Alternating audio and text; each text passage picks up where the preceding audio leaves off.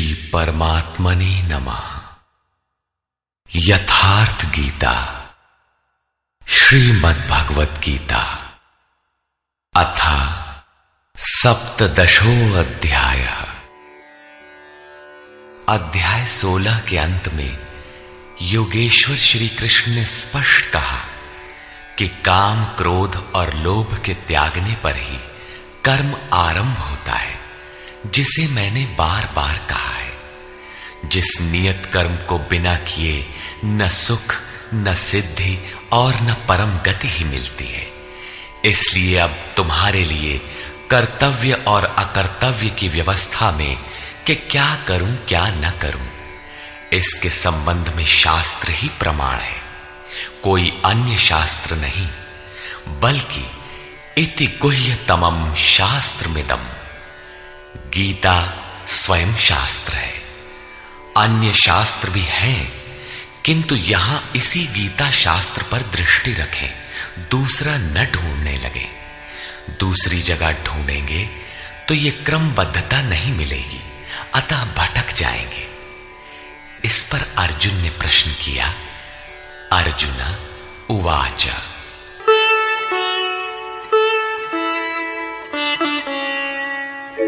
ये शास्त्रविधिमुत्सृज्य यजन्ते श्रद्धयान्विताः तेषां निष्ठा तु का कृष्ण सत्वमाहो रजस्तमः। हे श्री कृष्ण, जो मनुष्य शास्त्र विधि को छोड़कर श्रद्धा सहित यजन करते हैं, उनकी गति कौन सी है? सात्विकी है, राजसी है अथवा तामसी है? यजन में देवता, यक्ष, भूत इत्यादि सभी आ जाते हैं। श्री भगवान वाच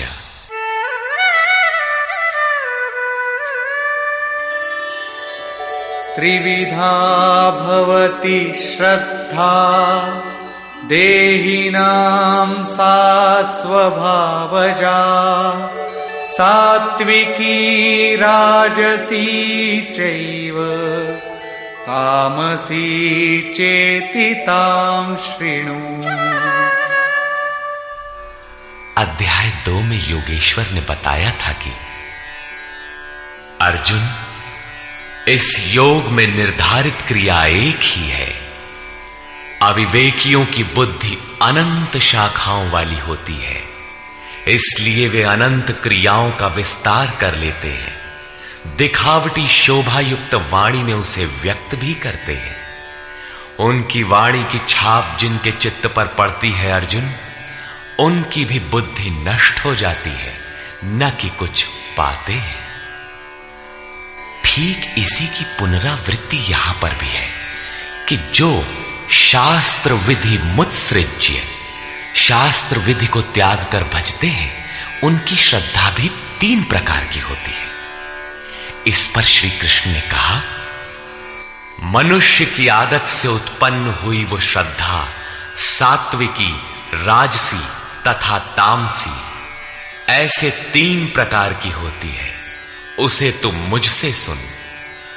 मनुष्य के हृदय में यह श्रद्धा अविरल है।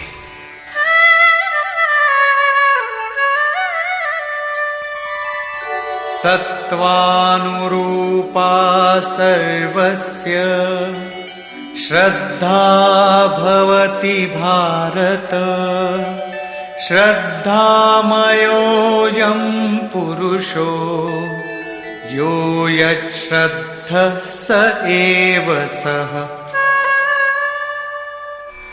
हे भारत, सभी मनुष्यों की श्रद्धा उनके चित्त की वृत्तियों के अनुरूप होती है।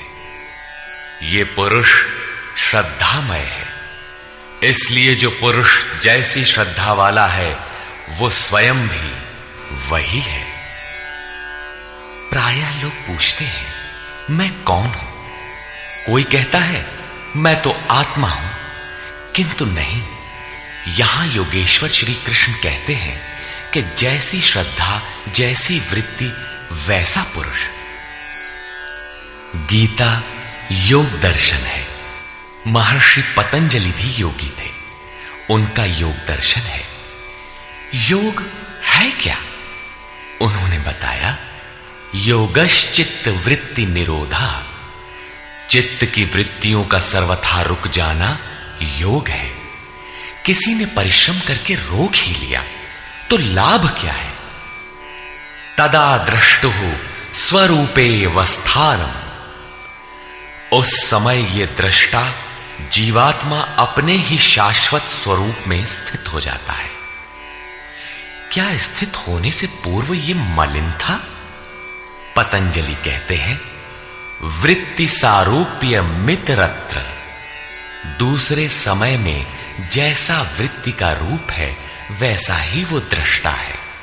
यहां योगेश्वर श्री कृष्ण कहते हैं, ये पुरुष श्रद्धामय है, श्रद्धा से ओतप्रोत, कहीं न कहीं श्रद्धा अवश्य होगी, और जैसी श्रद्धा वाला है वो स्वयं भी वही है। जैसी वृत्ति वैसा पुरुष। अब तीनों श्रद्धाओं का विभाजन करते हैं। यजन्ते सात्विका देवान् यक्षरक्षांसि राजसाः प्रेतान् भूतगणांश्चान्ये यजन्ते तामसा जनाः। उनमें से सात्विक पुरुष देवताओं को पूजते हैं, राजसी पुरुष यक्ष और राक्षसों को पूजते हैं, तथा अन्य तामस पुरुष प्रेत और भूतों को पूजते हैं। वे पूजन में अथक परिश्रम भी करते हैं।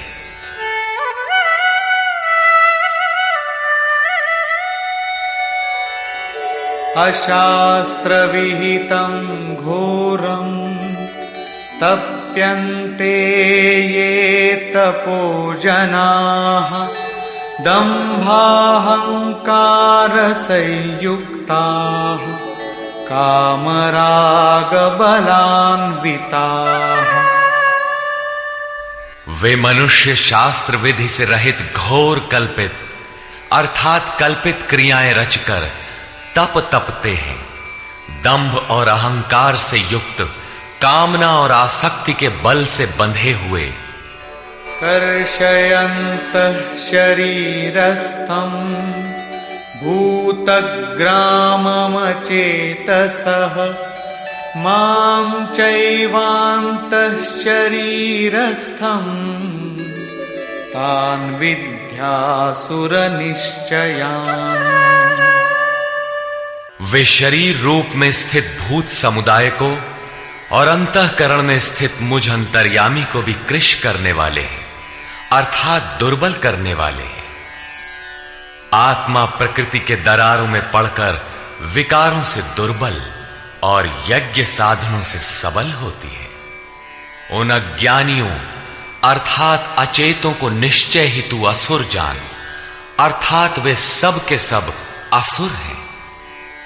प्रश्न पूरा हुआ। शास्त्र विधि को त्याग कर भजने वाले सात्विक पुरुष देवताओं को, राजसी पुरुष यक्ष राक्षसों को और तामसी पुरुष भूत प्रेतों को पूजते हैं। केवल पूजते ही नहीं, घोर तप तपते हैं। किंतु अर्जुन, शरीर रूप से भूतों को और अंतर्यामी रूप से स्थित मुझ परमात्मा को दुर्बल करने वाले, मुझसे दूरी पैदा करते हैं, न कि भजते हैं। उनको तू असुर जान, अर्थात देवताओं को पूजने वाले भी असुर ही हैं। इससे अधिक कोई क्या कहेगा? अतः जिसके ये सभी अंश मात्र हैं, उन मूल एक परमात्मा का भजन करें। इस पर परम योगेश्वर श्री कृष्ण ने बारंबार बल दिया है।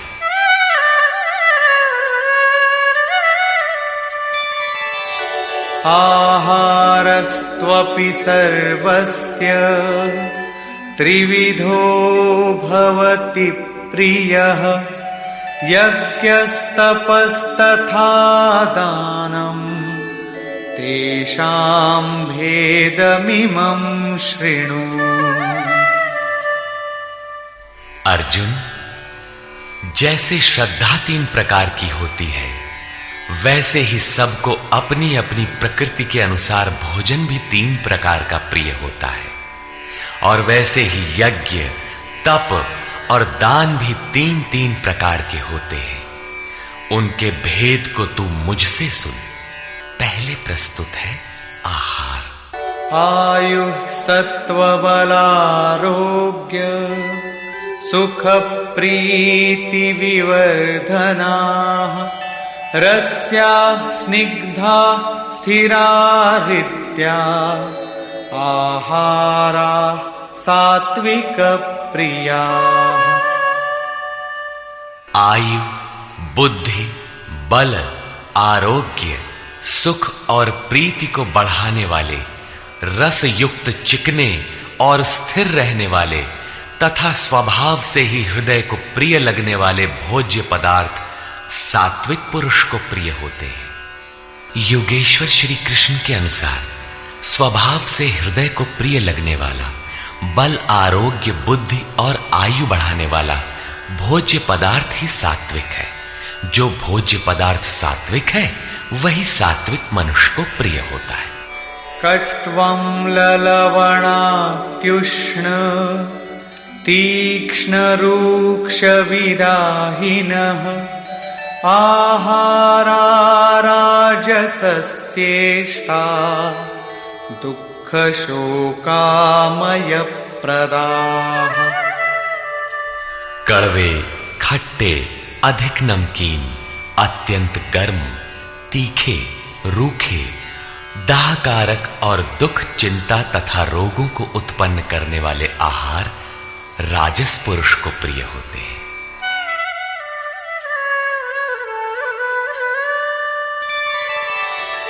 यातयामं गतरसं पूतिपर्युषितं च यत् उच्छिष्टमपि चामेध्यं भोजनं तामसप्रियम्।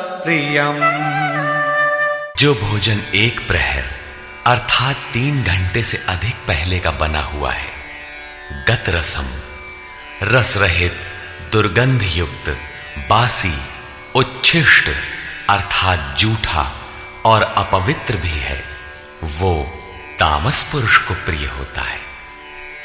प्रश्न पूरा हुआ। अब प्रस्तुत है यज्ञ।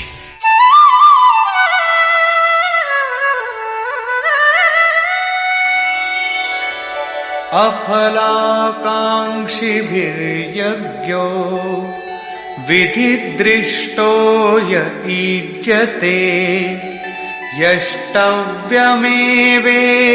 मनः समाधाय स सात्विकः। जो यज्ञ विधि दृष्ट शास्त्र विधि से निर्धारित किया गया है, जैसा पीछे अध्याय 3 में यज्ञ का नाम लिया, अध्याय 4 में यज्ञ का स्वरूप बताया कि बहुत से योगी प्राण को अपान में, अपान को प्राण में हवन करते हैं।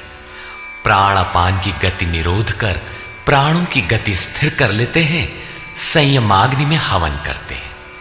इस प्रकार यज्ञ के 14 सोपान बताए, जो सब के सब ब्रह्म तक की दूरी तय करा देने वाली एक ही क्रिया की ऊंची नीची अवस्थाएं हैं।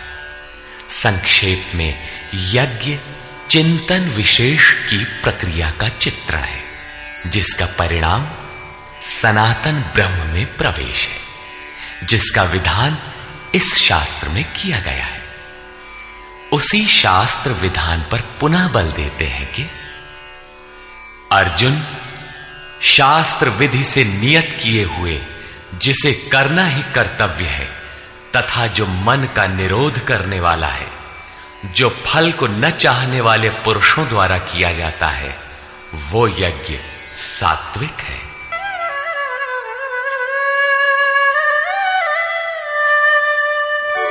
अभिसंधाय तु फलम् दम्भार्थमपि चैव यत् ईज्जते भरतश्रेष्ठ तं यज्ञं विद्धि राजसम्। हे अर्जुन, जो यज्ञ केवल दंभाचरण के लिए ही हो या फल को उद्देश्य बनाकर किया जाता हो, उसे राजस यज्ञ जान। ये कर्ता यज्ञ की विधि जानता है, किंतु दंभाचरण या फल को उद्देश्य बनाकर करता है कि अमुक वस्तु मिलेगी तथा लोग देखें कि यज्ञ करता है, प्रशंसा करेंगे। ऐसा यज्ञ करता वस्तुतः राजसी है। अब तामस यज्ञ का स्वरूप बताते हैं।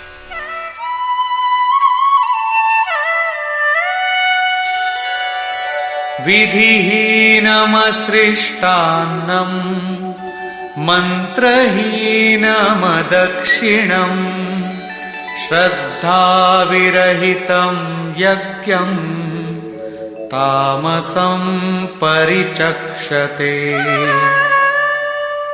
जो यज्ञ शास्त्र विधि से रहित है, जो अन्न अर्थात परमात्मा की सृष्टि कर सकने में असमर्थ है, मन को अंतराल में निरुद्ध करने की क्षमता से रहित है, दक्षिणा अर्थात सर्वस्व के समर्पण से रहित है तथा जो श्रद्धा रहित है, ऐसा यज्ञ तामस यज्ञ कहा जाता है। ऐसा पुरुष वास्तविक यज्ञ को जानता ही नहीं। अब प्रस्तुत है तप। देवद्विज गुरु प्राज्ञ पूजनं शौचमार्जवम् ब्रह्मचर्यमहिंसा च शारीरं तप उच्यते। परम देव परमात्मा द्वैत पर जय प्राप्त करने वाले द्विज सद्गुरु और ज्ञानी जनों का पूजन, पवित्रता, सरलता, ब्रह्मचर्य तथा अहिंसा शरीर संबंधी तप कहा जाता है। शरीर सदैव वासनाओं की ओर बहकता है, इसे अंतःकरण की उपर्युक्त वृत्तियों के अनुरूप तपाना शारीरिक तप है।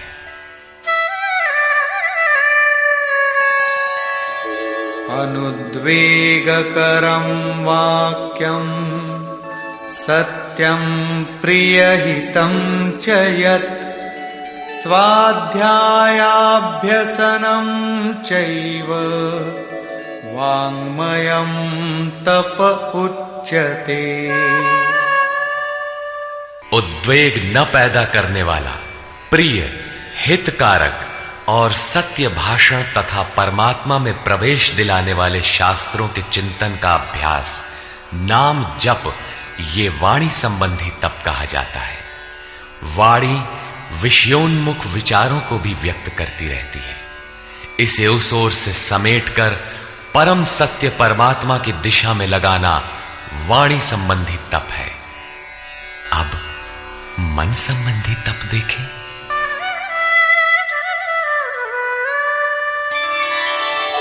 मनः प्रसादः सौम्यत्वम् मौनमात्मविनिग्रहः भावसंशुद्धिरित्येतत् तपो मानसमुच्यते। मन की प्रसन्नता, सौम्य भाव, मौन अर्थात इष्ट के अतिरिक्त अन्य विषयों का स्मरण भी न हो, मन का निरोध, अंतःकरण की सर्वथा पवित्रता, ये मन संबंधी तप कहा जाता है। उपर्युक्त तीनों अर्थात शरीर, वाणी और मन का तप मिलाकर एक सात्विक तप है।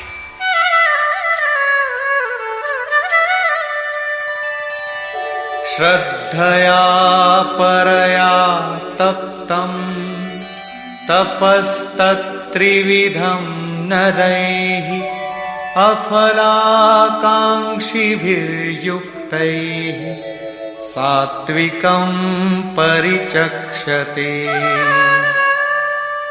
फल को न चाहते हुए अर्थात निष्काम कर्म से युक्त पुरुषों द्वारा परम श्रद्धा से किए हुए उपर्युक्त तीनों तपों को मिलाकर सात्विक तप कहते हैं।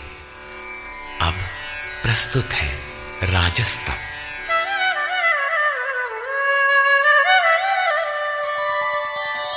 सत्कारमान पूजार्थं तपोदम्भेन चैव यत् क्रियते तदिह प्रोक्तम् राजसं चलमध्रुवम्।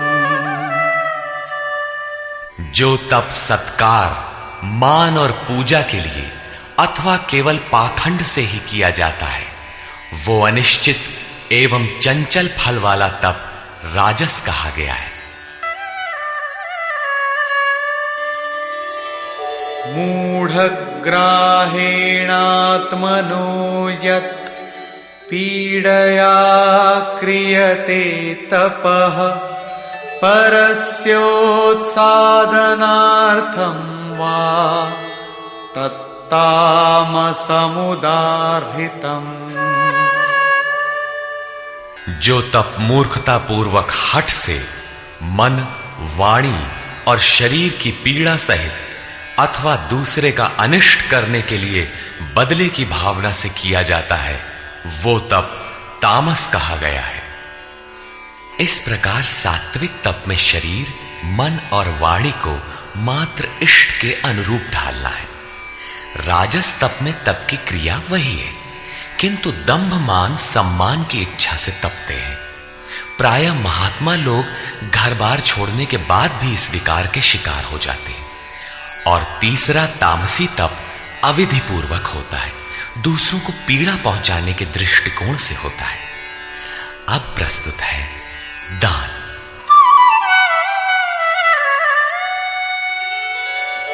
दातव्यमिति यद्दानं दीयतेनुपकारिणे देशे काले च पात्रे च तद्दानं सात्विकं स्मृतम्। दान देना ही कर्तव्य है।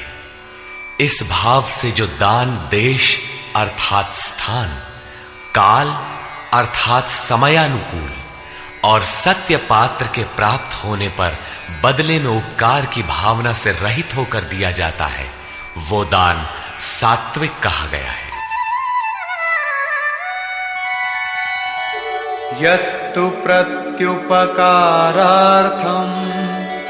फलमुद्दिश्य वा पुनः दीयते च परिक्लिष्टं तद्दानं राजसं स्मृतम्। जो दान क्लेश पूर्वक अर्थात जो देते नहीं बनता लेकिन देना पड़ रहा है तथा प्रत्युपकार की भावना से ये करूंगा तो ये मिलेगा अथवा फल को उद्देश्य बनाकर फिर दिया जाता है, वो दान राजस कहा गया है।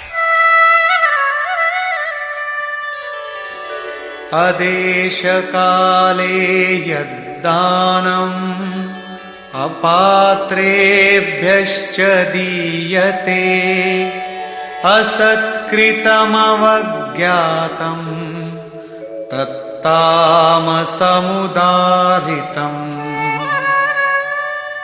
जो दान बिना सत्कार किए अथवा तिरस्कार पूर्वक झिड़क कर अयोग्य देश काल में अनाधिकारियों को दिया जाता है, वो दान तामस कहा गया है।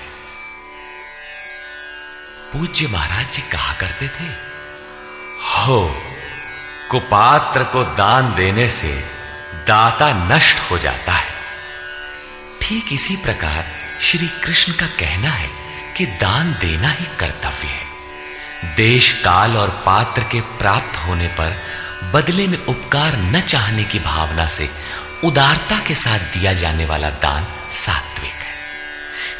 कठिनाई से निकलने वाला बदले में फल की भावना से दिया जाने वाला दान राजस है और बिना सत्कार के झिड़कियों के साथ प्रतिकूल देश काल में कुपात्र को दिया जाने वाला दान तामस है, लेकिन है दान ही, किंतु जो देह गेह इत्यादि सबके ममत्व को त्याग कर एकमात्र इष्ट पर ही निर्भर है, उसके लिए दान का विधान इससे और उन्नत है, और वो है सर्वस्व का समर्पण, संपूर्ण वासनाओं से हटकर मन का समर्पण।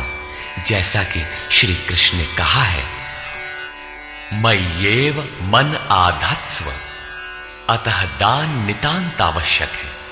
अब प्रस्तुत है ओम तत् और सत का स्वरूप।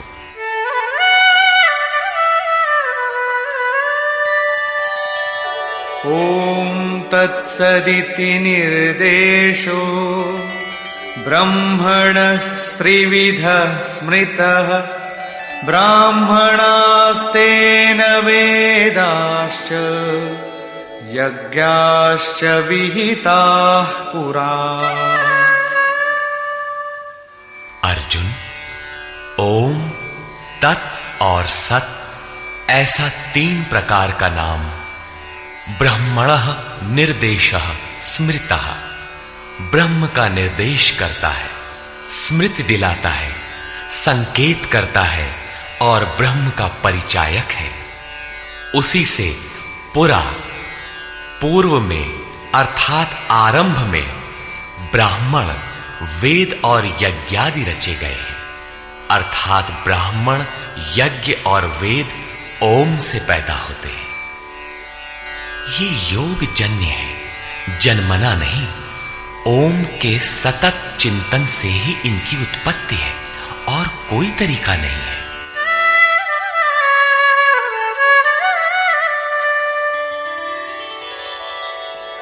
तस्मादोमित्युदाहृत्य यज्ञदान तपः क्रियाः प्रवर्तन्ते विधानोक्ता सततं ब्रह्मवादिनाम्। इसलिए ब्रह्म का कथन करने वाले पुरुषों की शास्त्र विधि से नियत की हुई यज्ञ, दान और तप क्रियाएं निरंतर ओम इस नाम को उच्चारण करके ही की जाती है, जिसमें उस ब्रह्म का स्मरण हो जाए। अब तत् शब्द का प्रयोग बताते हैं।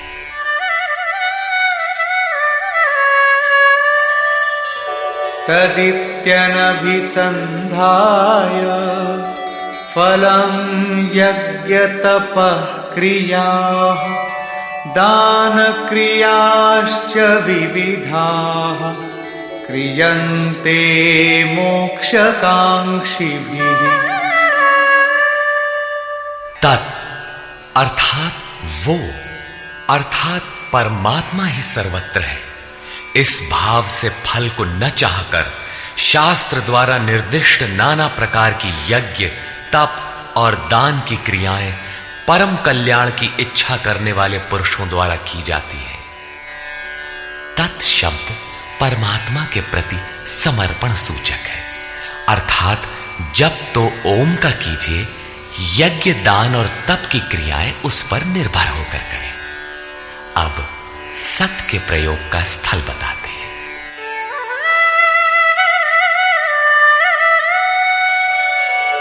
सद्भावे साधुभावे च सदित्येतत् प्रयुज्यते प्रशस्ते कर्मणि तथा सच्छब्दः पार्थयुज्यते।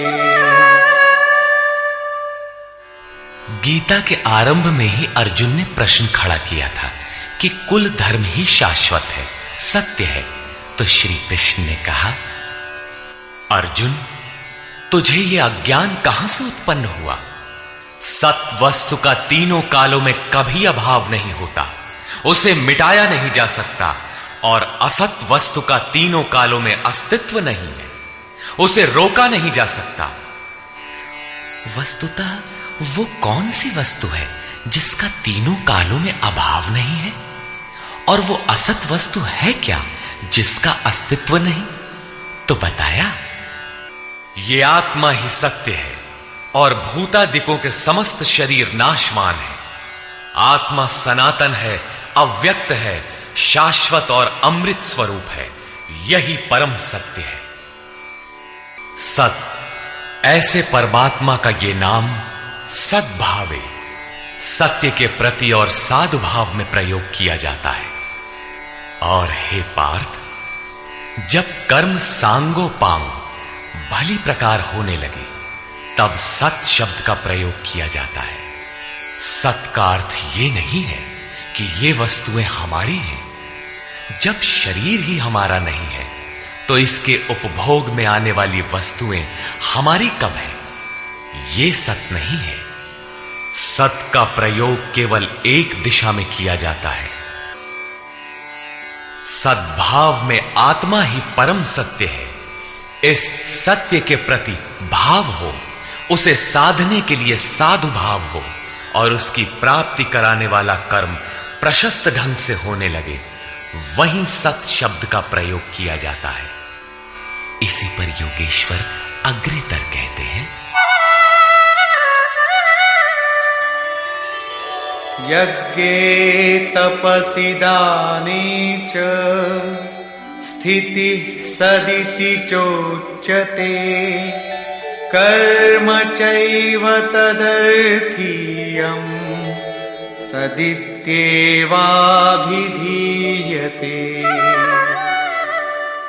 यज्ञ, तप और दान को करने में जो स्थिति मिलती है, वो भी सत्य है, ऐसा कहा जाता है। तदर्थीयम, उस परमात्मा की प्राप्ति के लिए किया हुआ कर्म ही सत्य है, ऐसा कहा जाता है। अर्थात उस परमात्मा की प्राप्ति वाला कर्म ही सत्य है। यज्ञ, दान, तप तो इस कर्म के पूरक है। अंत में निर्णय देते हुए कहते हैं कि इन सब के लिए श्रद्धा आवश्यक है।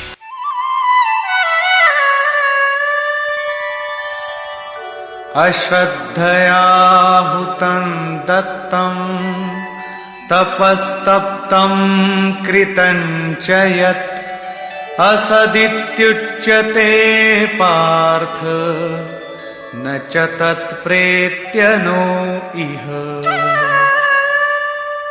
हे पार्थ, बिना श्रद्धा के किया हुआ हवन, दिया हुआ दान, तपा हुआ तप और जो कुछ भी किया हुआ कर्म है, वो सब असत है, ऐसा कहा जाता है। वो ना तो इस लोक में और न परलोक में ही लाभदायक है।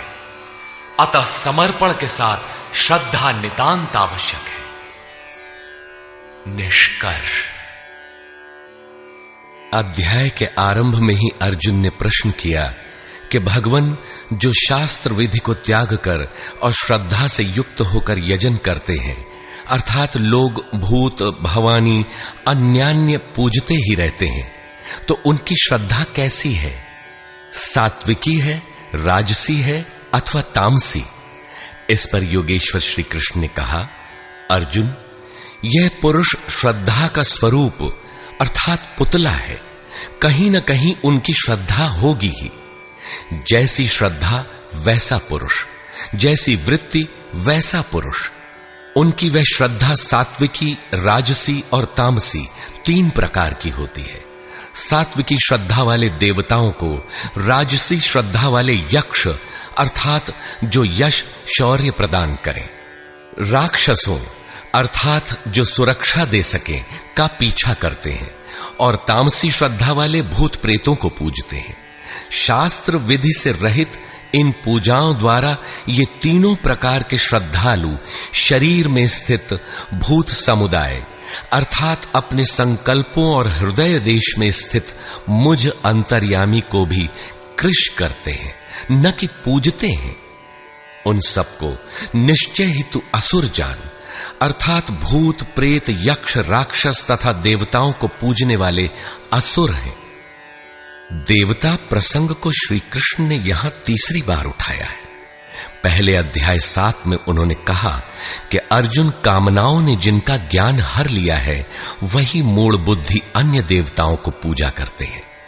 दूसरी बार अध्याय 9 में उसी प्रश्न को दोहराते हुए कहा, जो अन्यान्य देवताओं की पूजा करते हैं वे भी मुझे ही पूजते हैं। किंतु उनका वह पूजन अविधि पूर्वक अर्थात शास्त्र में निर्धारित विधि से भिन्न है, अतः वह नष्ट हो जाता है। यहां अध्याय 17 में उन्हें आसुरी स्वभाव वाला कहकर संबोधित किया। श्री कृष्ण के शब्दों में एक परमात्मा की ही पूजा का विधान है। तदनंतर योगेश्वर श्री कृष्ण ने 4 प्रश्न लिए। आहार, यज्ञ, तप और दान। आहार 3 प्रकार के होते हैं। सात्विक पुरुष को तो आरोग्य प्रदान करने वाले, स्वाभाविक प्रिय लगने वाले स्निग्ध आहार प्रिय होते हैं। राजस पुरुष को कड़वे, तीक्ष्ण, उष्ण, चटपटे, रोगवर्धक आहार प्रिय होते हैं। तामस पुरुष को जूठा, बासी और अपवित्र आहार प्रिय होता है। शास्त्र विधि से निर्दिष्ट यज्ञ अर्थात जो आराधना की अंतः क्रियाएं हैं, जो मन का निरोध करता है, फलाकांक्षा से रहित, वह यज्ञ सात्विक है। दंभ प्रदर्शन तथा फल के लिए किए जाने वाला वही यज्ञ राजस है और शास्त्र विधि से रहित मंत्र, दान तथा बगैर श्रद्धा से किया हुआ यज्ञ तामस है। परमदेव परमात्मा में प्रवेश दिलाने वाली सारी योग्यताएं जिनमें हैं, उन प्राज्ञ सद्गुरु की अर्चना, सेवा और अंतःकरण से अहिंसा, ब्रह्मचर्य और पवित्रता के अनुरूप शरीर को तपाना शरीर का तप है। सत्य, प्रिय और हितकर बोलना वाणी का तप है और मन को कर्म में प्रवृत्त रखना, इष्ट के अतिरिक्त विषयों के चिंतन में मन को मौन रखना मन संबंधी तप है। मन, वाणी और शरीर तीनों मिलाकर इस ओर तपाना सात्विक तप है। राजस तप में कामनाओं के साथ उसी को किया जाता है, जबकि तामस तप शास्त्र विधि से रहित स्वेच्छाचार है। कर्तव्य मानकर देश, काल और पात्र का विचार करके श्रद्धा पूर्वक दिया गया दान सात्विक है। किसी लाभ के लोभ में कठिनाई से दिया जाने वाला दान राजस है और झिड़क कर कुपात्र को दिया जाने वाला दान तामस है। ओम, तत् और सत का स्वरूप बताते हुए योगेश्वर श्री कृष्ण ने कहा कि ये नाम परमात्मा की स्मृति दिलाते हैं। शास्त्र विधि से निर्धारित तप, दान और यज्ञ आरंभ करने में ओम का प्रयोग होता है और पूर्ति में ही ओम पिंड छोड़ता है। तत् का अर्थ है वह परमात्मा, उसके प्रति समर्पित होकर ही वह कर्म होता है और जब कर्म धारावाही होने लगे तब सत का प्रयोग होता है। भजन ही सत है। सत के प्रतिभाव और साधु भाव में ही सत का प्रयोग किया जाता है। परमात्मा की प्राप्ति करा देने वाले कर्म, यज्ञ, दान और तप के परिणाम में भी सत का प्रयोग है और परमात्मा में प्रवेश दिला देने वाला कर्म निश्चय पूर्वक सत है। किंतु इन सब के साथ श्रद्धा आवश्यक है। श्रद्धा से रहित होकर किया हुआ कर्म, दिया हुआ दान, तपा हुआ तप न इस जन्म में लाभकारी है न अगले जन्मों में ही। अतः श्रद्धा अपरिहार्य है। संपूर्ण अध्याय में श्रद्धा पर प्रकाश डाला गया और अंत में ओम, तत् और सत की विशद व्याख्या प्रस्तुत की गई, जो गीता के श्लोकों में पहली बार आया है। अतः ओम तत्सदिति श्रीमद्भगवद गीता सूपनिषत्सु ब्रह्म विद्यायाम योग शास्त्रे श्री कृष्ण अर्जुन संवादे ओम तत्सत् श्रद्धात्रय विभाग योगो नाम सप्तदशो अध्याय। इस प्रकार स्वामी अड़गड़ानंद कृत श्रीमद्भगवद गीता के भाष्य यथार्थ गीता का 17वां अध्याय पूर्ण होता है। हरि ओम तत्सत्।